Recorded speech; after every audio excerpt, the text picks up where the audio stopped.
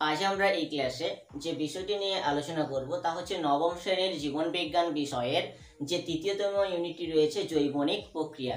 ওই জৈবনিক প্রক্রিয়ার মধ্যে একটি পার্ট নিয়ে আলোচনা করব, সেটি হচ্ছে খনিজ পুষ্টি। তাহলে এই খনিজ পুষ্টিটা কি? খনিজ পুষ্টি বলতে আমরা কি বুঝে থাকি? তাহলে দেখো, একটি আমরা ঘটনার প্রসঙ্গে আসছি। একটি জায়গায় একজন কৃষক ছিল। তিনি তার জমিতে কিন্তু অনেকগুলো কৃষিজ ফসল চাষ করতে লাগলেন। সেই কৃষিজ ফসলগুলি চাষ করতে গিয়ে তিনি দেখলেন কিছু কিছু ফসল খুবই ভালো হয়েছে, কিছু কিছু ওই কৃষিজ গাছগুলি খুবই ভালো হয়েছে। আর কিছু কিছু কৃষিজ গাছগুলি রয়েছে, যে সমস্ত ফসল উৎপাদনকারী গাছগুলো, সেগুলো কিন্তু একেবারেই উন্নতি হয়নি। সেই সমস্ত গাছগুলি কিন্তু তেমন বৃদ্ধি পায়নি, বা যদিও বৃদ্ধি পেয়েছে তেমন ফলন দিতে পারেনি। তাহলে তিনি ভাবলেন যে এই সমস্ত গাছগুলি ফলন না দেওয়ার কারণ কি। তিনি কি করলেন? এগ্রিকালচারবিদদের পরামর্শ নিতে থাকলেন। যখন তিনি পরামর্শ নিলেন তখন তিনি বুঝতে পারলেন ওই সমস্ত গাছের নাকি পুষ্টিগুণগুলো কমে গেছে। তাহলে দেখো, ওই সমস্ত গাছের পুষ্টিগুণগুলো কমে যাওয়ার জন্য কিন্তু ওই উদ্ভিদগুলো বৃদ্ধি পেতে পারেনি। ঠিক যেমন মানুষের ক্ষেত্রে ভাবো, আমাদের ক্ষেত্রে ভাবো, আমাদের ক্ষেত্রে ভাবলে দেখবো দুটি মানুষই দেখো একই বয়সের, কিন্তু একটি মানুষ সুস্থ ও সাবলীল, আর একটি মানুষ কেমন না তেমন সুস্থ সাবলীল নয়। তাহলে দেখো, দুটো মানুষের ডিফারেন্টের কারণ কি কি হতে পারে। প্রথম যে কারণটি উঠে আসে সেই কারণটি হচ্ছে কিন্তু পুষ্টির অভাব।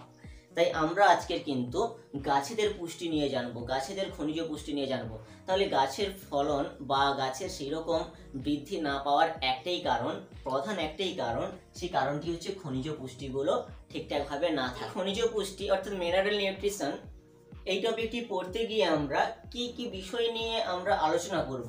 প্রথমত দেখো, খনিজ পুষ্টি বলতে আমরা কি বুঝি, তারপরে জানবো অপরিহার্য মৌল বলতে আমরা কি বুঝি, এবং এই যে অপরিহার্য মৌলগুলি, এই অপরিহার্য মৌলের প্রকারভেদ সম্বন্ধে আমরা জানবো, এবং তারপরে জানবো অতিমাত্রিক পরিপোষক ও স্বল্পমাত্রিক পরিপোষকের মধ্যে পার্থক্য জানবো, এবং তারপরে জানবো এই যে অপরিহার্য মৌলগুলো আমরা দেখছি, এই সমস্ত অপরিহার্য মৌলের কাজ সম্বন্ধে জানবো।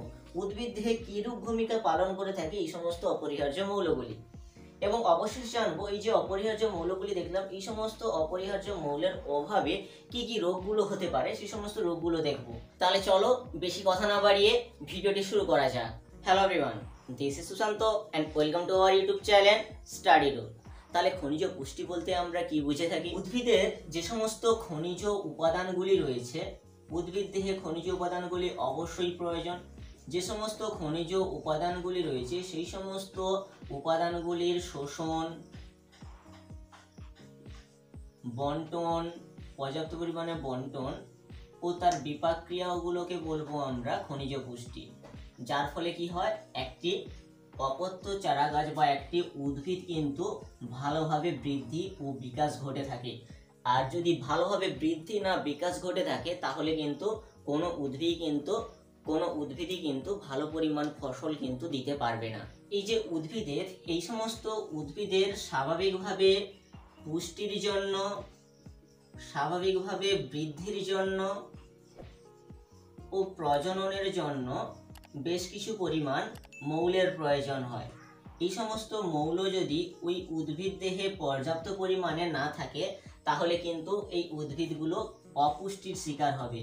তাহলে পুষ্টি কিন্তু হারিয়ে ফেলবে এই সমস্ত মৌলগুলো না থাকলে। তাই যে সমস্ত মৌলগুলো উদ্ভিদের স্বাভাবিক পুষ্টি নিয়ন্ত্রণ করে থাকে, বৃদ্ধি বাড়াতে সাহায্য করে এবং প্রজননে কার্যকরী হয়, সেই সমস্ত মৌলগুলোকে বলবো আমরা অপরিহার্য মৌল। অপরিহার্য মৌল, যেটাকে ইংলিশে বলা হচ্ছে এসেনশিয়াল এলিমেন্ট। তাহলে দেখো, এই সমস্ত অপরিহার্য মৌলগুলির কাজ কি? উদ্ভিদের পুষ্টি, বৃদ্ধি ও প্রজননে কিন্তু সাহায্য করবে। এই সমস্ত পুষ্টি, বৃদ্ধি ও প্রজননের জন্য যে সমস্ত মৌলগুলি গুরুত্বপূর্ণ ভূমিকা পালন করে থাকে সেই সমস্ত মৌলগুলোকে বলা হয় অপরিহার্য মৌল। তাহলে দেখো, আমাদের তাহলে মেনলি এই অপরিহার্য মৌলগুলোর সম্বন্ধে যদি আমরা ভালো করে জানতে পারি, কোন মৌলের কি কি কাজ রয়েছে, মৌলগুলোর কি কি কাজ করে থাকে, তাহলে কিন্তু আমাদের ওই উদ্ভিদের কিন্তু ফসল বৃদ্ধি করা সম্ভব হবে। অপরিহার্য মৌলের প্রকারভেদগুলি জেনে নেব। তাহলে দেখো, এই অপরিহার্য মৌলগুলোকে অনেক ভাগে ভাগ করা গেছে, কিন্তু আমাদের একটি ব্যবহার কার্য অনুযায়ী কিন্তু আমরা জাস্ট ভাগগুলো দেখব। আরো অনেক গঠন উপাদান অনুযায়ী ভাগগুলো রয়েছে, কিন্তু আমরা এই যে অপরিহার্য মৌলকে সাধারণত দুই ভাগে ভাগ করা হয়েছে। প্রথম ভাগ হচ্ছে দেখো ম্যাক্রো এলিমেন্ট, বা যেটাকে বলা হচ্ছে অপরিহার্য মৌল, অপরিহার্য মৌল বা ম্যাক্রো পরিপোষক। আর একটি হচ্ছে দেখো, এদিকেটা তাহলে ম্যাক্রো মানে বেশি, আর এদিকেটা হচ্ছে মাইক্রো পরিপোষক বা মাইক্রো অপরিহার্য মৌল বা মাইক্রো এলিমেন্টস, তাহলে মাইক্রো পরিপোষক। তাহলে দেখো আমরা দুটো ভাগ দেখতে পেলাম, এই অপরিহার্য মৌলগুলোকে দুটো ভাগে ভাগ করা যাচ্ছে, বলা হচ্ছে ম্যাক্রো পরিপোষক আর একটিকে বলা হচ্ছে মাইক্রো পরিপোষক। তাহলে দেখো এখানে দেখো ম্যাক্রো মানেই কিন্তু বড় বা বেশি। যে সমস্ত অপরিহার্য মৌল উদ্ভিদের বৃদ্ধি, পুষ্টি ও প্রজননের জন্য বেশি পরিমাণে প্রয়োজন হয়, সেই সমস্ত মৌলগুলোকে বলবো আমরা ম্যাক্রো পরিপোষক। তাহলে আমরা কি জানতে পারলাম, এই সমস্ত মৌলগুলো উদ্ভিদের পুষ্টি, বৃদ্ধি ও প্রজননের জন্য কিন্তু বেশি পরিমাণে প্রয়োজন হয়, এই জন্যই কিন্তু এর নাম দেখো ম্যাক্রো পরিপোষক বা ম্যাক্রো এলিমেন্টস। তাহলে দেখো এইগুলো বেশি পরিমাণে প্রয়োজন হচ্ছে, তার ঠিক বিপরীত তাহলে এই যে মাইক্রো পরিপোষকগুলো, এগুলো কিন্তু উদ্ভিদের বৃদ্ধি, প্রজননের জন্য কম পরিমাণে প্রয়োজন হয়। তাহলে দেখো এখানে কম পরিমাণে লাগে উদ্ভিদের দেহে, এই জন্য এগুলোকে বলা হচ্ছে মাইক্রো পরিপোষক। এদের কিন্তু আরেকটি অল্টারনেটিভ নাম আছে, এতে দেখো এটি ম্যাক্রো পরিপোষক, অর্থাৎ বেশি পরিমাণে প্রয়োজন হলে এর আরেকটি অল্টারনেটিভ নাম আছে অতিমাত্রিক পরিপোষক, অতিমাত্রিক পরিপোষক। আর এটি তাহলে কি হবে, স্বল্পমাত্রিক পরিপোষক, স্বল্পমাত্রিক পরিপোষক। তাহলে আমরা দুটো ভাগ দেখতে পেলাম, একটি হচ্ছে আমাদের ম্যাক্রো এলিমেন্টস বা ম্যাক্রোনিউট্রিয়েন্টস, যেটাকে বলছি আমরা অতিমাত্রিক, বেশি পরিমাণে প্রয়োজন হয়, আর এটা কম পরিমাণে প্রয়োজন হয় কিসের জন্য, উদ্ভিদের পুষ্টি, বৃদ্ধি আর প্রজননের জন্য। তাহলে দেখো একে আবার এই যে স্বল্পমাত্রিক, এটা কম পরিমাণে প্রয়োজন হয় বলে এটাকে আবার ট্রেস এলিমেন্টও বলা হয়। তাহলে এটাকে কি বলা হয়, ট্রেস এলিমেন্টও বলা হয়, কারণ কি এটা কম পরিমাণে প্রয়োজন হয় বলে ট্রেস এলিমেন্ট বলা হয়, এটি খুবই অল্প পরিমাণে প্রয়োজন হয় বলে। ওর এই অতিমাত্রিক পরিপোষকগুলি কি কি আমরা দেখে নেব। এক্সাম্পল দেখো, অতিমাত্রিক পরিপোষকগুলো কি কি, আমরা মৌল তো কোনগুলো জানি, অনেকগুলো মৌল আছে আমাদের প্রকৃতিতে, বলতে গেলে প্রায় 94 থেকে 98টি আমাদের প্রকৃতিতে মৌল আছে। তার মধ্যে কি হয়, আমরা প্রথমেই আমরা জেনেছি, দ্বিতীয় ইউনিটে পড়ার ক্ষেত্রে দেখেছিলাম, আমাদের কিন্তু বেশিরভাগ কিন্তু কার্যকরী কিন্তু আমাদের 16টি মৌল কিন্তু বেশিরভাগ গুরুত্বপূর্ণ ভূমিকা পালন করে। বেশি পরিমাণে কোনগুলো কাজে লাগে, সেগুলো হচ্ছে দেখো কার্বন মৌল, hydrogen, oxygen, nitrogen, sulphur, phosphorus, potassium, calcium, magnesium, আর দেখো এটি হচ্ছে আরেকটি আছে লোহা। তাহলে লোহাকে সাধারণত এই ম্যাক্রো এলিমেন্টস এর মধ্যে ফেলা হচ্ছে বা ম্যাক্রোনিউট্রিয়েন্টস এর মধ্যে কেন ফেলা হচ্ছে সেটা আসছি পরে, তবে এটা তোমরা এই লোহাকে বাদ দিয়ে এটা করবে, কেন আসছি পরে। আর স্বল্পমাত্রিক যে সমস্ত এলিমেন্ট গুলো রয়েছে সেইগুলো কি কি আমরা দেখে নিই। স্বল্পমাত্রিকের উদাহরণ তাহলে কি, boron, molybdenum, manganese, zinc, copper, chlorine, nickel, আর রয়েছে লোহা। তাহলে দেখো এই লোহা কিন্তু স্বল্পমাত্রিক পরিবেশকের উপাদান, তবে এই অতিমাত্রিক পরিবেশক কিন্তু 1 থেকে 10 mg পার গ্রামে কিন্তু উদ্ভিদের দেহে প্রয়োজন, তবে এদের ক্ষেত্রে কিন্তু এতটা প্রয়োজন নেই, একেবারে স্বল্প পরিমাণ প্রয়োজন হয়।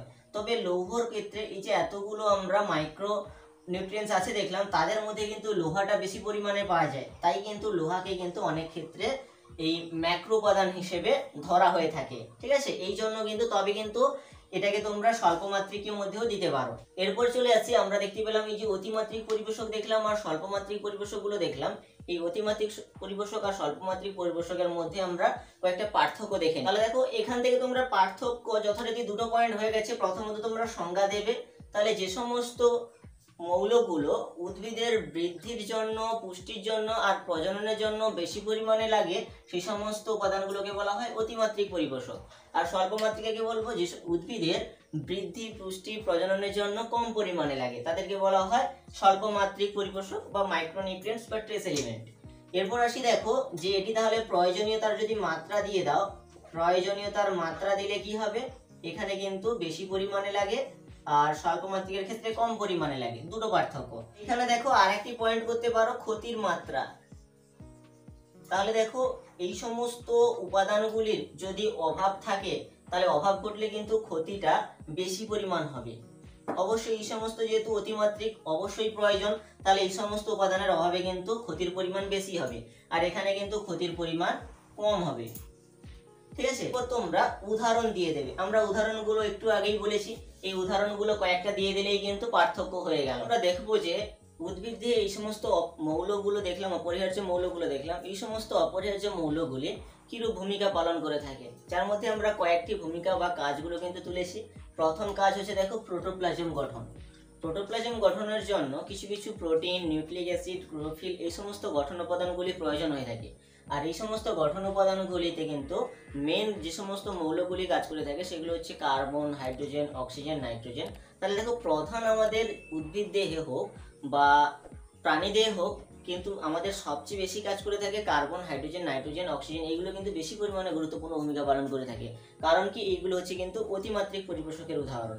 তারপরে চলে আসছি দেখো উৎসেচক গঠন। উৎসেচকের গঠনের জন্য কিন্তু প্রধান প্রয়োজন প্রোটিন। কোষের বিভিন্ন বিপাকীয় কার্য সম্পাদনের জন্য কিন্তু এই উৎসেচক বিশেষ ভূমিকা পালন করে থাকে। আর এই উৎসেচকের মূল গঠন যেহেতু প্রোটিন, তাই এই উৎসেচক গঠনের ক্ষেত্রেও কিন্তু কার্বন, হাইড্রোজেন ও অক্সিজেন ও নাইট্রোজেন কিন্তু বিশেষ গুরুত্বপূর্ণ ভূমিকা পালন করে থাকে। তারপরে আসি দেখো জারণ বিজারণ বিক্রিয়া।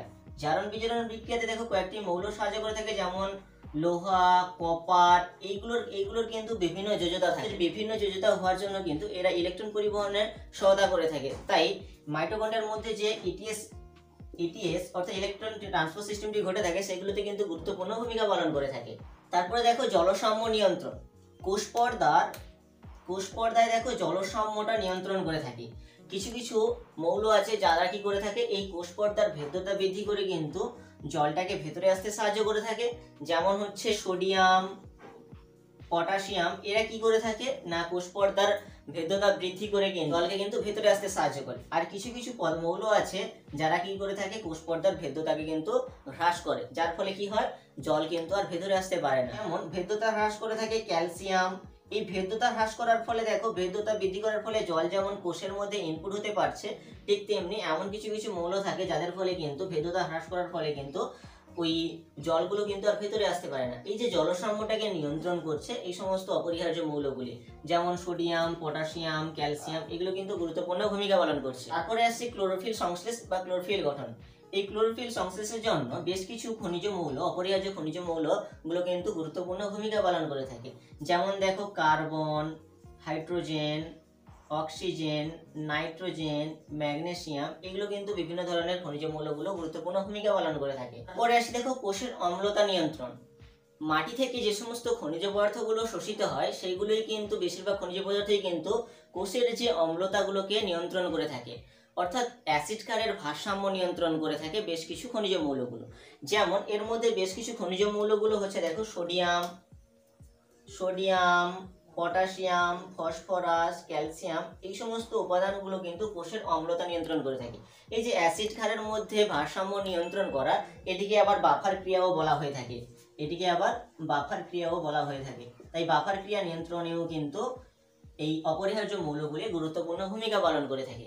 তাহলে দেখো এই ছিল আমাদের অপরিহার্য মৌলগুলোর ভূমিকা বা কাজ। এরপরে আমরা অনস্ক্রিনে দিয়ে দিচ্ছি এই সমস্ত মৌলগুলোর অভাবে বেশ কিছু পার্টিকুলার ভাবে রোগ হয়ে থাকে। সেই সমস্ত রোগগুলো আমি অনস্ক্রিনে দিয়ে দিচ্ছি, পারলে এগুলো একটু ফলো করতে পারো।